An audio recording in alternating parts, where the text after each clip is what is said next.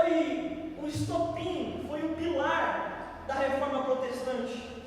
O movimento que aconteceu no dia 31 de outubro de 1517 por toda a Europa.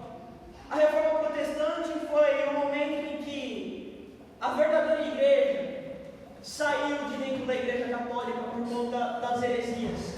A Igreja Católica, por conta do papado, na queda do Império Romano, no período do ano de 463 depois de Cristo, ela tomou poder sobre grande parte da Europa, porque o Império Romano foi atacado. E por isso, os políticos do Império Romano caíram.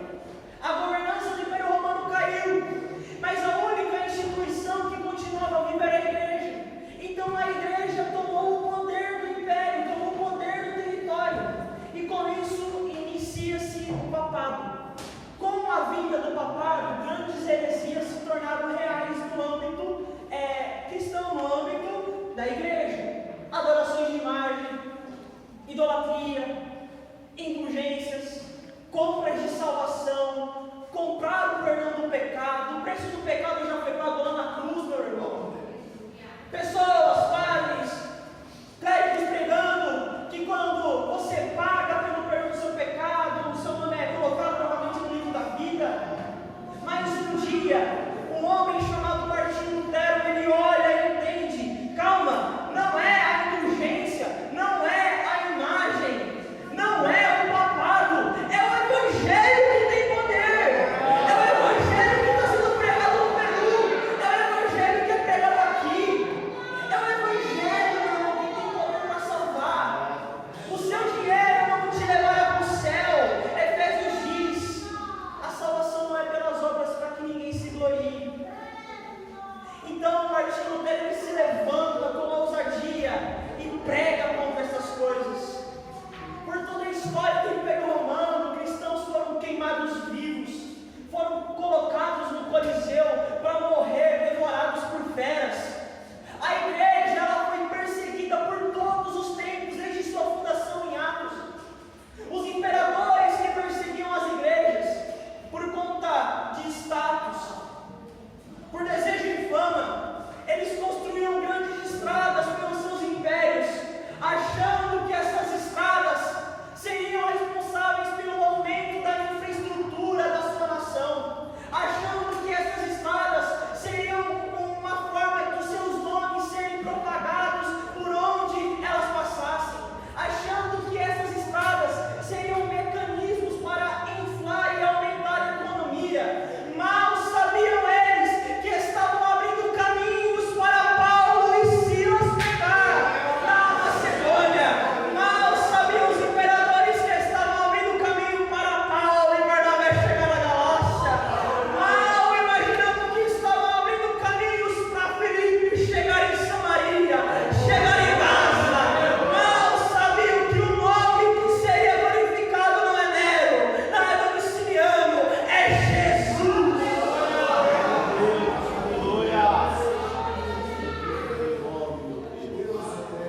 Quem se levanta para pregar o Evangelho passa por perseguições, mas a palavra de Deus diz: quem quiser herdar a vida eterna, esteja disposto a dar a sua. John Wesley sempre diz: o cristão tem que estar preparado para duas coisas: primeiro, a pregar, e a segunda, a morrer. Cristo deu a vida por você. Você estaria disposto para dar a vida a Cristo? Cristo diz em Mateus 16:24: quem quiser seguir a mim, negue-se a si mesmo, pegue a sua cruz e siga-me. Pegar a cruz é estar disposto a passar pelas mesmas dificuldades e adversidades que Cristo passou um dia. Mas a palavra de Deus vai dizer aqui que o Evangelho é o poder para a salvação. O que significa Evangelho? Evangelho no hebraico significa boas notícias. E nunca houve uma geração tão rodeada por más notícias como a nossa. Você abre o seu Instagram, a sua rede social: divórcio, fofoca, criminalidade. Você então senta na sua sala para relaxar após um dia de trabalho e liga o jornal: corrupção, assassinatos. Aí você vai falar com talvez a sua vizinha que ainda não conhece a Jesus: você viu o que fulano fez?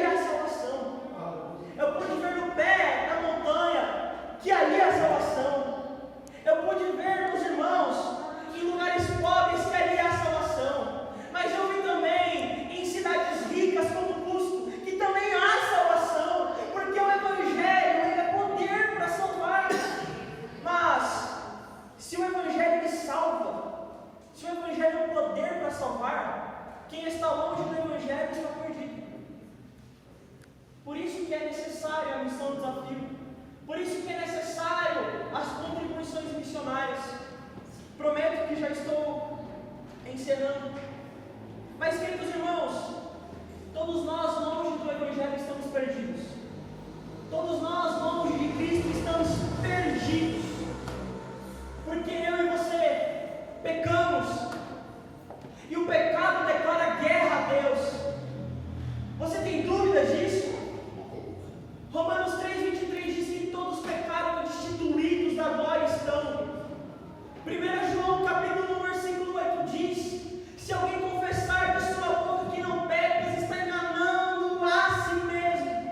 Ou seja, todos nós que estamos aqui pecamos uma hora e vamos pecar outra hora. Não há ninguém nesta igreja que possa levantar as suas mãos e dizer: eu sou isento de pecados.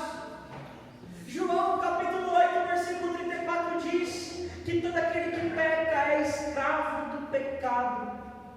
Então, longe de Jesus, nós somos escravos de uma vida miserável. Longe de Jesus, nós somos escravos dos vícios.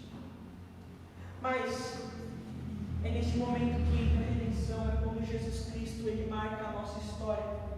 A palavra de Deus vai dizer que todos pecam, que ninguém pode declarar que deixou de ser pecador, que todo aquele que vive em pecado é escravo do pecado. Mas esta mesma palavra que digo e prego a vocês hoje, no livro de 1 João, capítulo 3, versículo 8, ela diz: pois quem vive em pecado pertence ao diabo, mas para isso foi levantado o Filho de Deus, para que sobreviesse à terra e destruísse todas as obras do pecado. Ou seja, quando Cristo ele entra na nossa vida, ele não destrói apenas uma obra, ele não destrói duas obras do pecado, ele destrói todos os pecados da minha vida, da sua vida.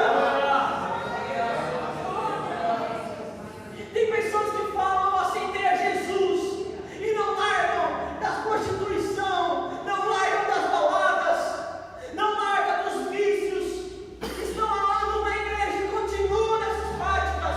Essas pessoas já nunca foram alcançadas por Jesus, porque Jesus ele destrói todas as obras do pecado. Então, pregador, você está dizendo que nós não pecamos?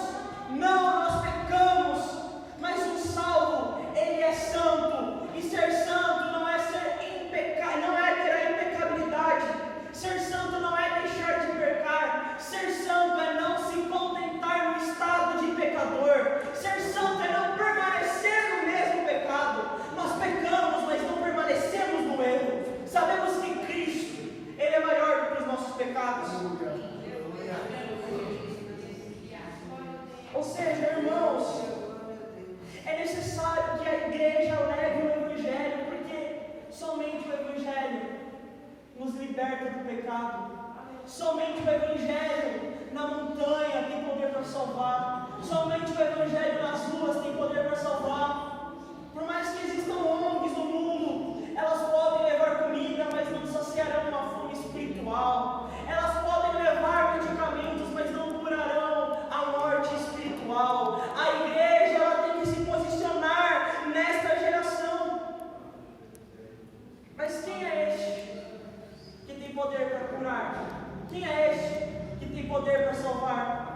Quem é este que tem poder para destruir o pecado?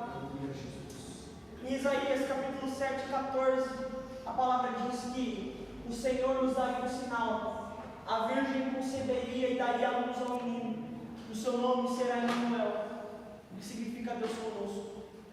Este que tem o poder, este que é o protagonista do Evangelho, ele é o próprio Deus. Assumiu a forma de homem, mas nunca deixou de ser Deus. Em Miqueias 5:2, a palavra de Deus diz: de ti, Benevá, sairá aquele que reinará sobre Israel, a sua descendência é eterna. O que tem poder sobre o pecado, ele não nasceu ontem, não nasceu hoje, ele é eterno. Isaías 53:5 diz: por conta dos meus pecados ele foi ferido, por conta da minha iniquidade ele foi moído, e hoje este castigo me traz paz. Aquele que tem poder e autoridade sobre a nossa vida, ele foi a uma cruz em amor a mim e a você. Em Gênesis, ele é aquele que derrota a serpente, que esmaga a cabeça do pecado.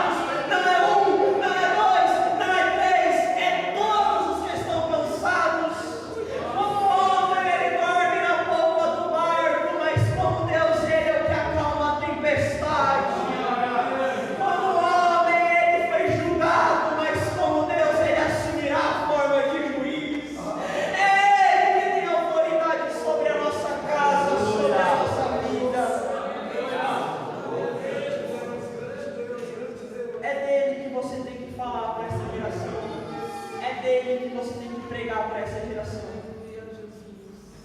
Eu encerro essa palavra, meus irmãos, por mais que breve, com Ruth capítulo 1.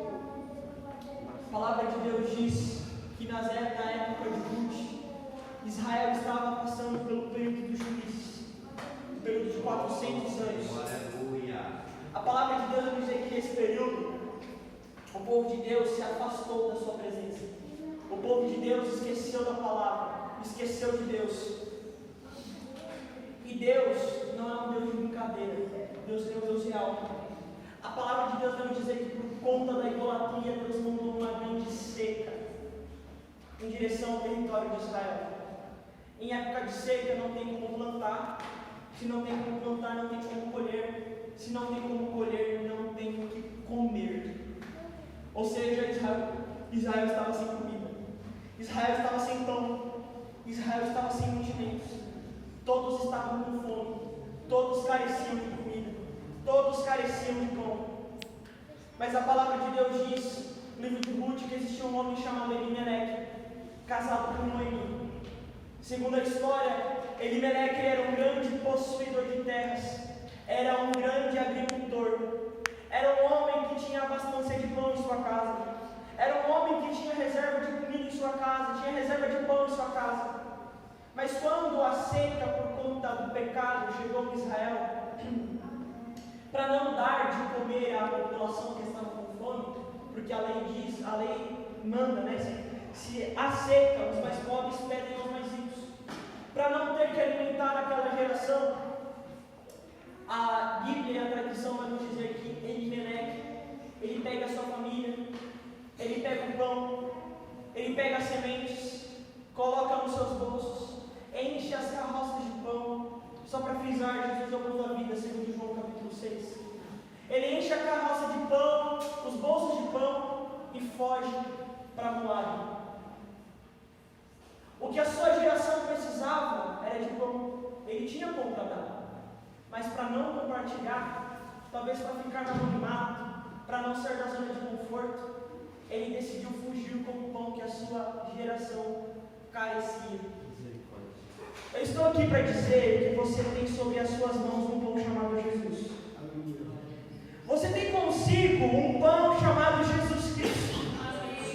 E fora dessa igreja existe uma geração que carece por Ele, uma geração que está com fome, uma geração que está faminta, uma geração que não se sacia no pecado, no vício, nos prazeres. Você tem o pão.